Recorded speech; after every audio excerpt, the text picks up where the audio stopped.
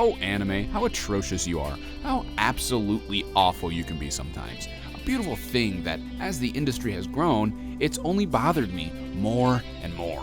Now, I do realize that anime is fantasy, and it's supposed to be unrealistic sometimes, but that doesn't mean certain things can't bother me. Don't let the start of the video fool you, by the way. I adore a good squat while watching some Japanese cartoons, but the older I get, and the more people I watch anime with, the more I notice these things that make me want to roll in my grave. And we'll start with the obvious one. Dear sweet Lord. How did Japan arrive to this point? Bam, bam, bam. Just because the target demographic for these shows are teenagers doesn't make it okay to fetishize children. And just because the age of consent was 13 years, now it's 16, in Japan doesn't make it okay. It's not a cultural thing, it's just dumb. These are all underage people. And these are underage panties. This is wrong. We're just gonna move on to the next topic because I know this pet peeve is shared amongst the many. This one, however, I almost made the entire video around this specific subject. What is going on here? As we can see, Midoriya is getting out an entire paragraph while fighting this villain. Imagine you're in a fight and someone is throwing a punch at you. Are you gonna let them spiel about truth, justice, and how dreams can become reality? No, absolutely not. You're gonna smack the out of them. And this is something that has actually become more common as new anime is being made. Even in the Jujutsu movie, we see Maki telling Yuta how to deal with curses mid-attack. The world seems to slow down around her while she's explaining. That's not how talking works. She gets bodied during this.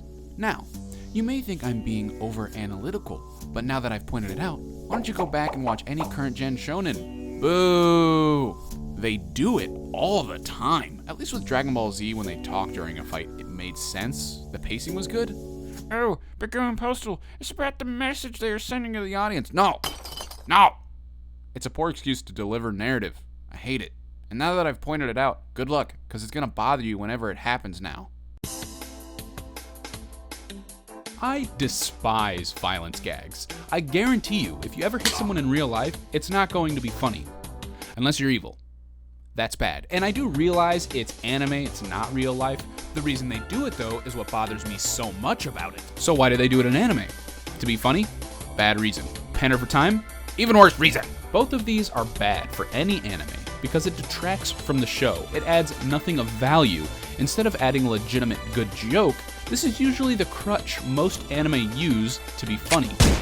ProZD made a video about this, oh my god, 5 years ago. I feel like I just watched this. But it makes an excellent point.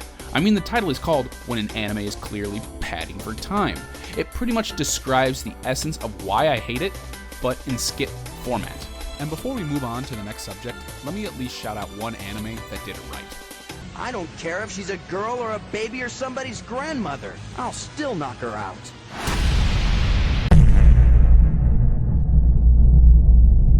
Now, imagine you're watching a tense moment. You're invested, then boom! Vampires. Or bounce. And in case you're wondering, there's these 3 animes called The Big Three, and during the time of the bounce, this is almost what killed one of the big 3. These damn filler episodes. Thank you for watching. There should be some more videos popping up on the screen right about now. Maybe they already popped up. Not really sure. Go ahead and give them a watch. I put just as much effort into those as I did these. Well, not exactly. I did put a lot more effort into this video. Because my last 2 videos didn't hit the the algorithm, and that means usually that this video will. And if it doesn't, that's gonna be really sad.